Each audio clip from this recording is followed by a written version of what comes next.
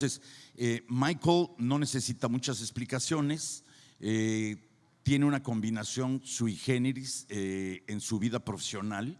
Él empezó siendo tenista y llegó a ser el número 32 del mundo en la época de McEnroe y de todos estos tenistas grandes que existieron en esa época, en esas fechas. Michael tiene mi edad, es 2 meses más joven que yo. Y no por referir el tema, porque siempre me han dicho abuelo, pero al final de cuentas, Michael es un estudioso de las ballenas y no conozco a nadie que tenga más información de ballena azul en el planeta que Michael. Probablemente algunos no, porque no me la han enseñado, pero Michael realmente tiene esa esencia. Entonces, Michael, te invito a pasar al frente y si quieres te cedo el micrófono para que tú hagas tu presentación.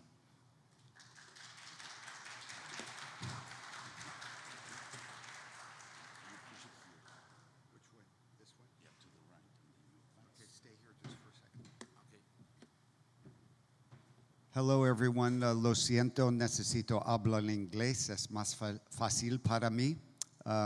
Thank you, Mario. I forgot to tell the people that you were going to speak in English. Would you tell the Mexicans to put their... Yeah. Please, I don't know how, you ask them in Spanish. Se me olvidó mencionarle a la gente que habla español que necesitan la diadema, que por favor la soliciten porque Michael va a hablar en inglés. Entonces hoy vamos a tener que andar switchando de español a inglés en muchos de los paneles que se presenten. Aquel que necesite diadema, por favor, la solicita de una vez. Gracias. Okay, thank you very much, Mario. I just want to say a couple things about Mario here that we have in common. We share a birth year. He's older. We're not telling the year. We also have something else in common that I think is very near and dear and special to both of us, and that is we have our daughters believing in us enough to work with us and follow our dreams. And Mario is the person in this room that wants this reserve to happen more than anybody, but I am close behind him. I will fight tooth and nail until the end of the day, until we all get this reserve together, and I'll bring that up a little bit at the end of my talk. And finally, in all my years of traveling around the world as a tennis professional and as a conservationist and whale biologist, I just want to say I have never met anyone more determined and more passionate to reach their goal than this man over here, and I admire him greatly, and he's a dear friend.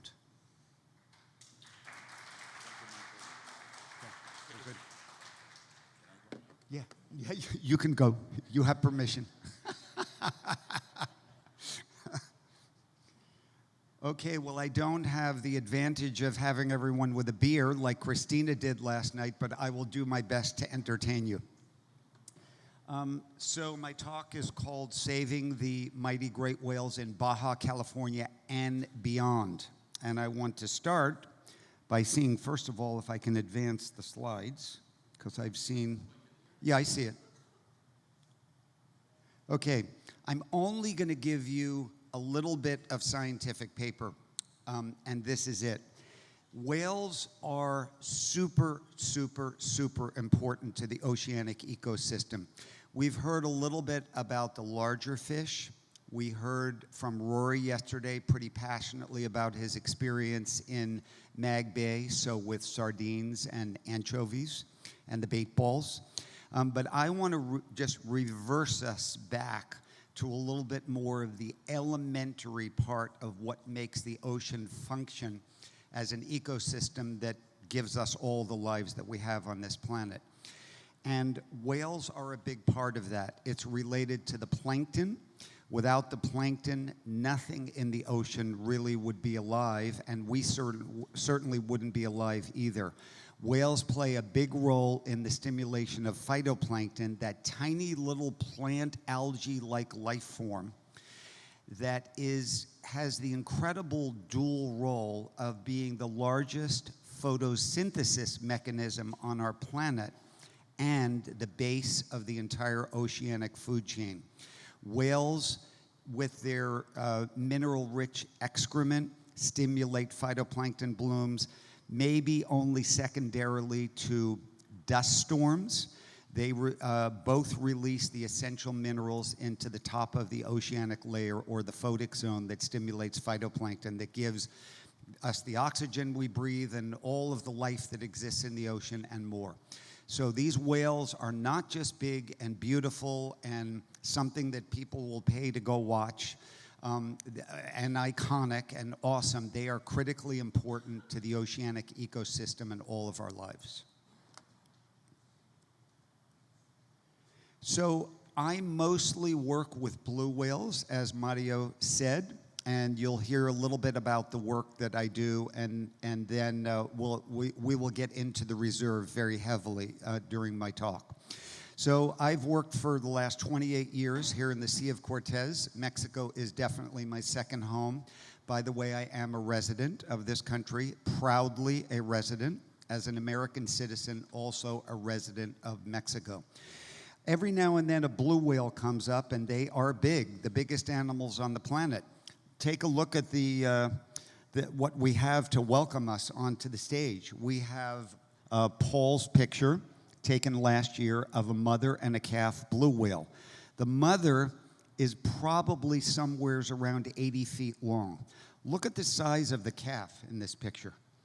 If that mother is 80 foot long, that is one big calf. That's at least a 45-foot calf, maybe pushing 50 feet. These are immense animals. And here we have one coming right at our little 26-foot ponga. Very exciting when that happens. Can we put the lights out here so the images show up a little sharper? Okay, so this is monocle, and monocle was sort of the star of our year last year. And blue whale flukes are about 22 feet across, and they drop a big, beautiful waterfall when they dive. Not all blue whales in the Sea of Cortés fluke. It's actually about 33%. Monocle was the star of the year last year because monocle was a very easygoing blue whale. We've known this individual for about the last 12 or 13 years. And I remember one day that we're working out with Sea Legacy towards the end of our season, and Paul called me up on the radio, and he said, "Michael, we're having a difficult time out here. The whales are not really being very cooperative. Do you happen to know where monocle is?" And it was great. You know, we were out there talking about an individual blue whale that gave a number of people in this room a lot of joy last year, and a lot of people in the Loreto area. We certainly hope we see monocle again this year. It's an individual that we know very well has a hole on one lobe of its fluke, hence the monocle. Oh, next. Oops. Okay, so here we have a picture of a feeding blue whale. And let me see if I can get this to work here. Okay, so of a feeding blue whale, and here we can see the baleen in the open mouth. This whale lunged right next to our boat. Baleen is black, always black in a blue whale. The throat is full, the pouch is full of water and very protein-rich krill, and the whale will then expel the water through the baleen plates, eat the krill. And just a little bit of proof of how protein-rich krill is. These are the biggest animals that have ever lived on our planet. And in fact, today, the second biggest animal on our planet, which is a fin whale, is a blue whale is almost double the mass of a fin whale. So these are just enormous animals, and the food source krill is critically important to many animals in the ocean and has sustained the massive body of these whales. Okay, here we go. Whoops. Okay, here I introduce you to nubbin. Nubbin is the oldest known blue whale on our planet.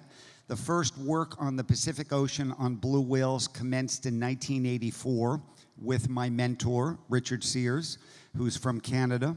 And Nubbin was there that year.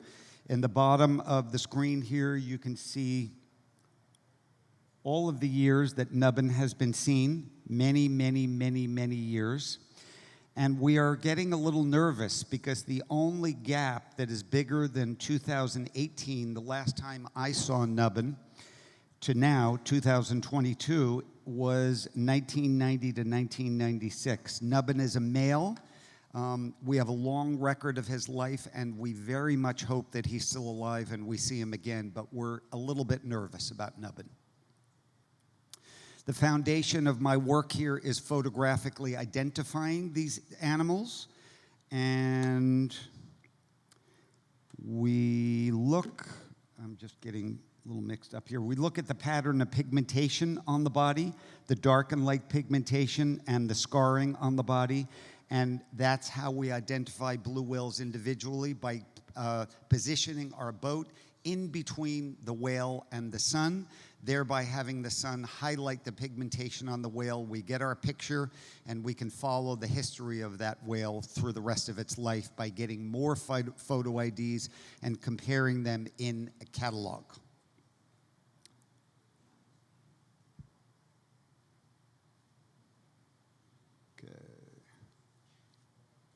Okay, so here I'm giving you the number of blue whales that have been identified by me since 2012 every year during our surveys in the Loreto area, and now a little bit off in the Pacific as well.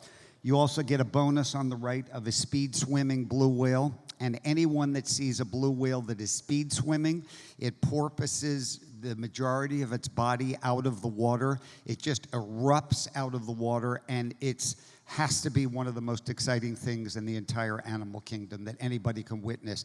And they go so fast for a short period of time that you can't even believe how fast they're going. It's super exciting. So if we look at these years, we go through the years since 2012. The thing that I find most interesting about this data set is down here. The average number of blue whales that I have identified each year is around 34. But look at the data set. There's no average year. We don't have average years. It's just so interesting. Like, maybe I'm going to see 34 blue whales this year. But it seems like we only have really good years or not so good years for the number of individuals that we are able to identify. Last year, a very good year. The year before, a very poor year. So, why is this the case? Will this continue? I don't know, but I find it very interesting. We just don't seem to have average blue whale years here in the Sea of Cortés. All right. Whoops. I don't. Okay, now I want to get over to the work that the Great Whale Conservancy is currently doing for about 10 months of the year, because when I'm here in Baja, I'm pretty focused on field work. I have a lot of days where I'm 10, 11, 12 hours out on the water with the whales, and there isn't time for a lot of other things. But we've started a program called the Whale Guardians program. Can I take this? Do we have a remote microphone that I can have? That would be helpful.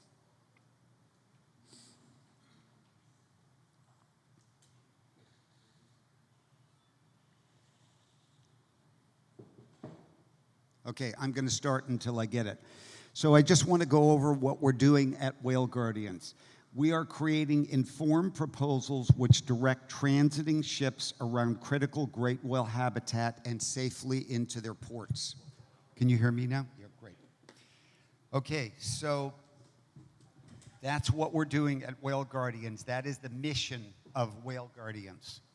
So the way that we do this is we identify areas where ship strikes are known or strongly suspected to occur. We then form partnerships with local whale experts who possess the critical observational data on these areas that we have to have in order to make a proposal. We then alert and gain the approval of the local port agents and port captains who communicate with the large ship captains who have lots of things to communicate with them about, and especially on their, in a large pre-arrival package that they send to these ships. We get our Whale Guardians proposal included in those packages. So all ship captains get our routing recommendations when they're coming into port. Then we form partnerships with shipping companies so they also will alert their fleets. Currently, our membership includes about 120 large international fleet ships, container ships, bulk carriers, oil tankers, all sorts of large ships.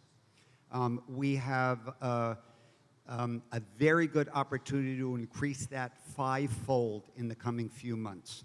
So we have a very large number of the international fleet that is actually avoiding critical whale habitat as they go into port, thereby saving the lives of whales, minimizing collisions between ships and whales. We create a fund to enable the collection of whale data in regions where it does not already exist.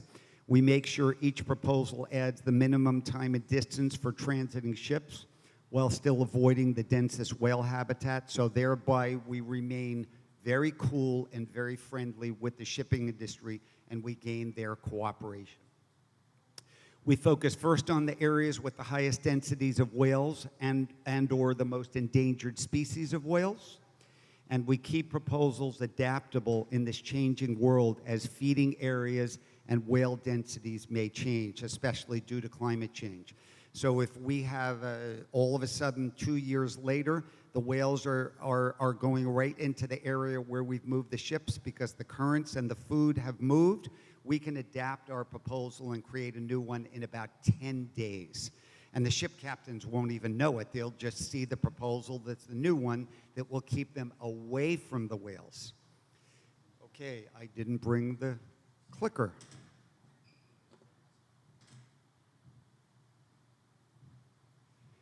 This is what the global map that we have created of the areas that we have known or strongly suspected have ship strikes that occur on a regular basis. So the green dots are areas where we either have proposals or we have approved of proposals that others, like for example, NOAA, have made. So you can see that we have a couple of proposals in South America. We have one in the Mediterranean, in the Hellenic Trench. These proposals are already moving ships and saving the lives of great whales.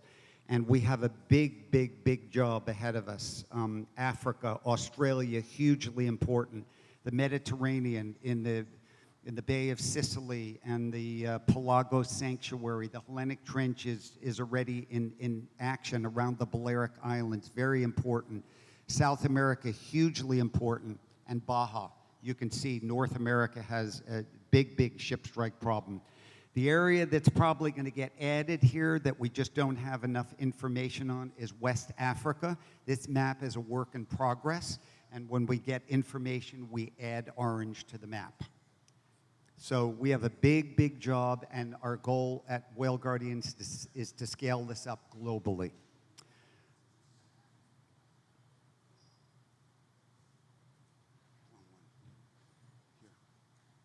Okay, so what does success at Whale Guardians look like? This is very, very important because now this whole thing is not a theory. It has a proof of concept. And our good friend Jose Truda, who's sitting in the audience, works at a fabulous, can you stand up for a second? Because you are one of our Whale Guardian heroes, okay? Jose works with a phenomenal institution called Instituto Baía Jubarte in Brazil. In August, I went there and spent 2 weeks with him. He was maybe the best host and guide I've ever had in my life.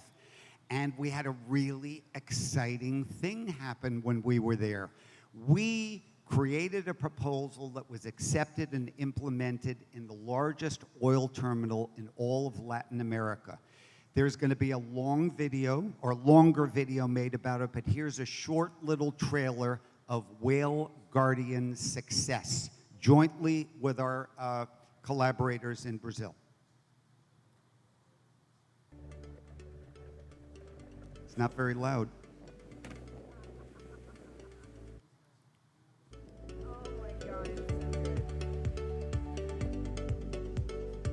Hi, we're here entering the largest oil terminal in all of Latin America, the Transpetro terminal here in São Sebastião, Brazil.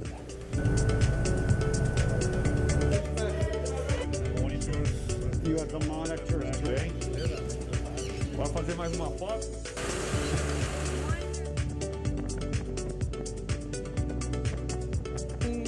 Partners in crime.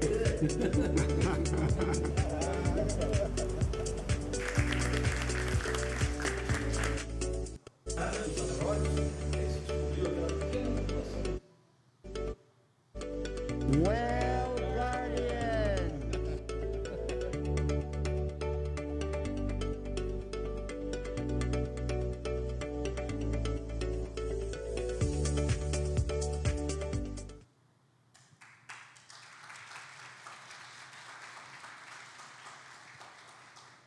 So I'm going to double down on that. Okay, it's not going. Oh, okay, I'm going to double down on that. Take a look at the date on the bottom of this picture. That's 4 days ago. I was in the Atacama Desert of Chile 4 days ago, and we got all the people in the city of Mejillones, Chile. The entire town came out, all the officials, all the regional officials from Antofagasta, the mayor of Mejillones, and we presented our second successful effort from Whale Guardians, and they are now moving ships in Mejillones, Chile to save whales. I want to point out on the left side of the picture, our local partner from Fishbach. You can see their logo on the left side of the picture, Ana Garcia from Spain, who is our hero in Chile at this point. So the Whale Guardians program is growing. We are talking a lot about including not only the global fleet, but yachts, smaller boats, naval boats, all kind of boats. Let's get everybody involved in solid proposals that are made using good data to keep ships away from whales, which is the only sure way to stop ship strikes. It's the only certain way. We separate the ships and the whales, there can't be a ship strike. It's kind of inarguable.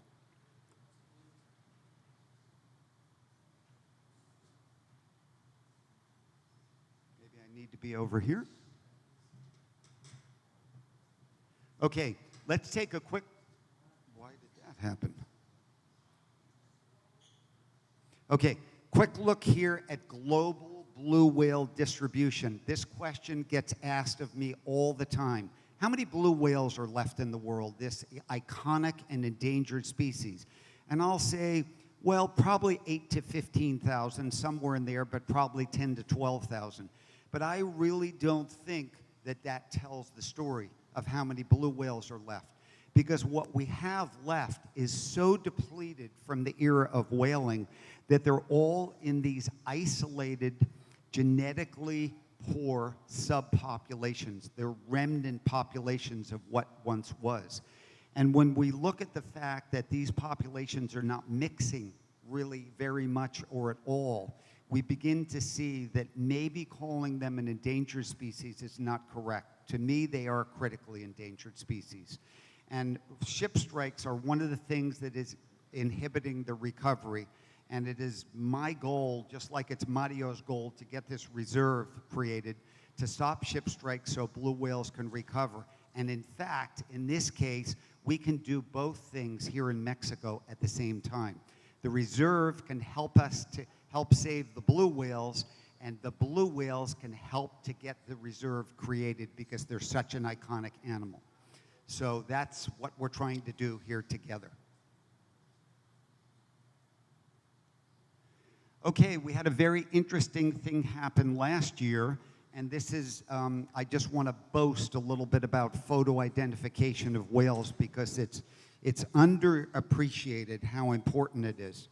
So here we have a blue whale that was seen in early February 1st last year, but on March 20th, east of Carmen Island. We saw the same whale in our first ever survey on the Pacific off Mag Bay, off San Carlos. We went out into the ocean on April 6th. That's about a 650-mile swim minimal, and I can't say that this whale left Carmen Island right after I saw it on March 20th. If you look very carefully at the pigmentation on this whale, you will see that it's the same individual. That's how we identify them. They keep this pigmentation, blue whales, for their entire lives. And if we get good pictures in good light, we can match those pictures up and we can follow the lives of these animals without having to do things like use invasive tagging.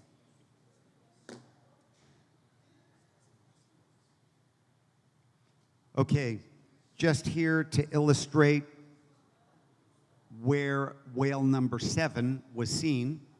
Here off Carmen Island on March 20th. Here outside of Mag Bay, where some of you I think are going tomorrow on April 6th. Photo ID gives us a lot of information. Okay, now let's get into the reserve. Something very important are these deep water basins here. We have 4 deep water basins in the Sea of Cortés. They go up to 3,700 meters. They're over 11,000 feet deep.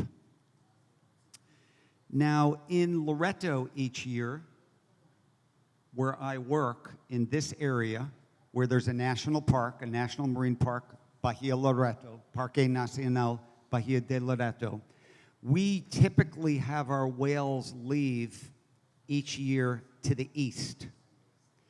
They come every year. It's the hot spot of the Sea of Cortés. We have blue whales every year. Last year, 37 days on the water by my team, 36 days we saw blue whales out of 37. But they seem to arrive kind of magically. We don't know exactly where they come from. And they leave a little bit magically also. Yes, we do see some of them around here after they leave Loreto, but very few compared to the numbers that we have up here. We see them go off to the east, and it is our belief, Mario and I have talked about this, and I've spoken with others, it is our belief that when they leave, being blue whales, wanting to feed those massive bodies, that they head over to these deep water basins, because the edges of these basins have large, large upwellings that are very productive. As the winter ends and the spring arrives, they become less productive. But I think the blue whales at least check these basins out. And let's also keep in mind, blue whales make the loudest sound in the animal kingdom. And this may shock some of you. They communicate directly with each other over 1,000 miles away. That is directly, just like I'm talking to you now. So they may already know, in fact, when they're leaving the Loreto area, which basins are productive, because some of the blue whales will be further north in the Sea of Cortés. They don't all come to Loreto. And as they're leaving, they may come to Loreto like they did this past year, getting us up to our number of 50 individuals, or they may go to those basins and relay information to the whales in Loreto about how they should leave the Sea of Cortés and begin their migration to wherever they're going, northern Baja. A lot of them go to California as well. So this brings me to the reserve and brings me to an argument, an additional argument for the creation of this reserve. Most people, when they look at the reserve, look at the green area that's closer to the coast, and they tend to spend a little bit more of their attention on the Sea of Cortés because it's so iconic and the islands are so beautiful, and maybe Mag Bay over in this area too. But wait a minute. This reserve was created with a whole nother area that was considered to be and introduced to me as a buffer zone to protect the fisheries that the artisanal and sport fishermen were going to always have closer to the coast in the green area. But hang on. These are where the basins are. And there are blue whales here. We know there are blue whales here. We've had aerial surveys that have shown us lots of blue whales around the basins. And we're starting to do surveys on the west coast now, outside of Mag Bay, and we're going to continue further north. And we're seeing blue whales there as well. So I'm looking at this outer area not only as a buffer zone to protect fisheries, I'm looking at this area as a buffer zone to protect blue whales. And as we learn more about them, with your help and other boaters' help and funding, where we can have surveys, both aerial and water surveys out there, we're going to learn how to keep the ships that are crossing to Manzanillo, Mexico's biggest port, and are traveling down the west coast through the reserve, and even up to places like Topolobampo, where we have natural gas exportation from Texas. We're going to learn how to steer those ships away from the whales when we learn more about where the whales are. So the whales support the creation of the reserve, and the reserve supports the protection of the whales. And that's how it must be, and it needs to be.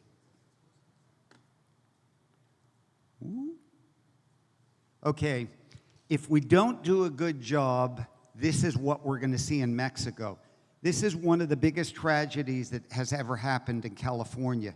This is Fran, a humpback whale that was the most well-known humpback whale by all whale watchers in California. Fran was a legend. Fran was famous. Fran was 13 years old. Fran was seen first as a calf, and this July, Fran showed up in California with her calf. This is the last picture that will ever be taken as Fran, because a necropsy was done and Fran was hit by a ship and killed while she was nursing her calf still, that she was seen with in July. This was a very severe tragedy in California, and at Whale Guardians, we aim to make this a thing of the past, and we certainly aim to not have this happen in Mexico.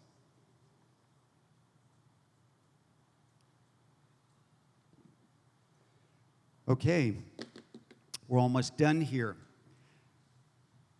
I want you all to look very carefully at this video. It will be silent. You will be looking at history when you look at this video, living history of the way our oceans used to look in many places when it came to whales. I'll talk a little bit about it at the end. Oh, I have to push the other one again. Here we go.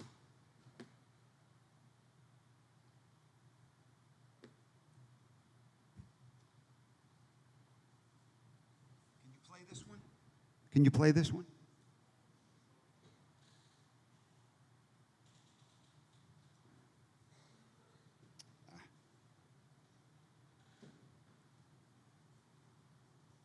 There we go. Just take a look at all of these whales. This is a superpod just taken a few months ago. This is the way our oceans used to look. And it is my great desire that they look like this again. This is not only exciting, this is not only dynamic, this is rich. This is enriching the ocean. This is life in the ocean. And so this is in South Africa. This was taken from land by a friend of mine. And the Whale Guardians is on our way to South Africa because these superpods, which appear for 6 months of the year, have ships that are plowing at 20 to 25 knots right through them. So it's my fondest goal to have superpods. I'd love to see a superpod in my lifetime here in Mexico. I would love nothing more. Finally, at Great Whale Conservancy, we built a life-size inflatable whale. Actually, I met Max at one of our inflations, and Max introduced me to Mario, so that was an important inflation. Now, here's what I want to say to you, Mario, at the end. Are we going to get this reserve done, Mario? We're going to get this reserve done. When we get this reserve done, I want to be invited to just sit in the back of the room and watch you in the room get this reserve done. And I am bringing Ms. Blue when your reserve gets created. I don't care how much it costs. I'll get the funding.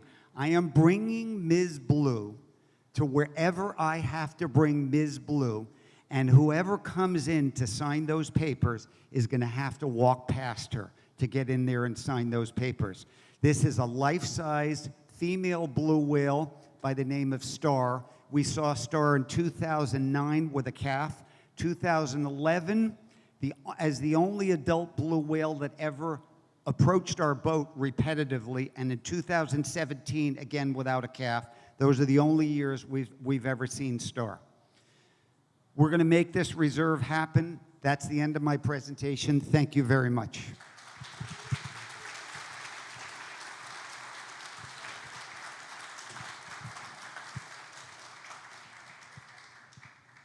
Do we do some Q&A? We have a few minutes. Do we have a few minutes for questions? Yeah. Any questions? We're ready to go here if anybody has a question. Maybe not. I covered it all. Okay. Oh, one question.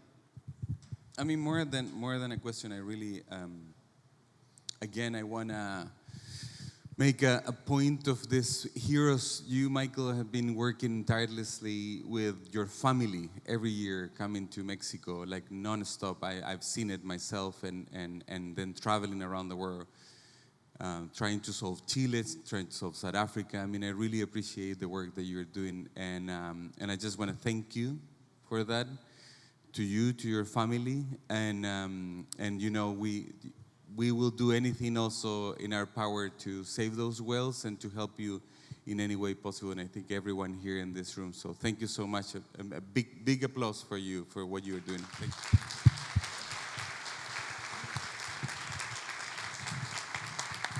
Thank you, Max. Actually, while you were talking, I realized that I left something out. The ocean is not just the whales for me. The whales are part of an ecosystem. Every animal that lives in the ocean and the whole way that the ocean works to supporting life on our planet is something that I will fight for. My thing happens to be whales. And I want to use the information I have with the whales to help in any oceanic conservation project that anybody has, because the whales are iconic and they can help. So please come to me, speak to me if there's anything I can do to help you, or if you have information or connections to whale biologists in part of the world where there might be a ship strike problem. We need those connections. Please come talk to me. Anybody else have a question or a comment? Yes.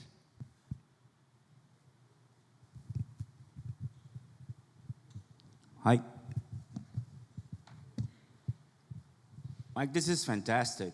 I mean, and the best memories that I have about visiting and watching, I've been lucky enough to see blue whales in Loreto my daughter was like 10 or something, and she was just amazed to see these. So I was telling her at that time, it's like a submarine. It's like they never end when they are passing through. So anyway, I've been lucky enough to see these whales like for the last 15 years, I think. And I always, when I see friends Pepe, I told him, because he wants to see that. It is like, I was telling him, and I tell my friends, if you want to see the biggest animal that has ever existed, go to Loreto. But I always say, because that's when I have seen them during the last week of every March. I mean, by the change of the season from winter to spring. But on your experience and what I've seen, what will be your best recommendation to go and watch the whales in Loreto? Well, the best, the recommendation is February and March. And We have a lot of information that people believe that March is better than February, and I can tell you that you cannot predict from one year to the next. Some of the biggest days that I have seen for numbers of blue whales, which probably approach 50 that I've seen in one day, are in February, and some of them are in early February. This past year was good the entire year, but it was never as good as it was at the end of March, right when you like to come this past year. But yep, February and March. I mean, we had huge days at the end of March, but I remember February 10th, a given day, 35 blue whales. February 11th, February 6th one year, I remember, 11 lunge-feeding blue whales for 4 hours at the end of the day, feeding on krill. And, you know, March being windy and not that great. So February and March, you just need to come when it's not windy. That's the key. But, you know, if you live here, you can take advantage of that. If you don't, you just have to come when you're going to come. And if you come for a week, we usually have people come with us for a week at a time. You're going to get typically 3 or 4 days on the water every week. And you're going to see blue whales basically every day. And a lot more, by the way, a lot more. A lot of dolphins, a lot of other species of whales. That goes for Cerralvo, Agua Amarga. The Sea of Cortés is a rich place. Just to have it straight, finally, Yeah. it is like, you said that actually we still don't know from where the whales come from. Okay, just very quickly before we finish, and then we're going to get another question. I've put in about 650 or 700 photo IDs into the Northeast Pacific catalog over the last 28 years. And we have some pretty good scientific evidence because the people that keep the catalog have all the whales. 50% of the whales that I have identified in the Sea of Cortés are known off California. That's only 50%. We went into this thinking it was more than that. So we know a lot of them go to California, but we know a lot of them don't go to California. My suspicion is a lot of those whales spend a lot of their lives off the west coast of Baja, where we have work to do to learn about them and to protect them. Ok, última pregunta para Eduardo Gracias. García Lecona. Hi, how are you? One question, how are the shipping lines reacting to this thing that you have to do to change the route so that they don't crash into the whales? It's a very good question, and if I had a longer presentation, I would have talked about it. If we do this respectfully, and I forgot to mention or just didn't mention that on our team we have a supertanker ship captain. So when we make our proposals, he's a part of every proposal, thinking about how the industry is going to react. The most amazing thing to me has been as I put hard hats on and go to ports to try to save whales, and I go into meetings in large shipping companies' offices, multi-billion-dollar companies, that they are actually thankful for what we're offering them as long as we do it respectfully. And respectfully in this case means that we add the minimal amount of time and distance to their transits in order to protect the whales. We don't tell them to go very far away. We do it as tight as we can. Then they are thrilled and happy to not only cooperate, but to actually join our effort, to become a part of our team, which is what we want. If we don't work with the shipping industry, we will fail. If we work with the shipping industry and the boating industry, we will continue to succeed. We know that. Thank you very much. I was going to ask for a clap from everyone. Muchas gracias, Michael, muchísimas gracias. Ya estaremos disfrutando a Michael en enero, febrero, marzo de este año de nueva cuenta.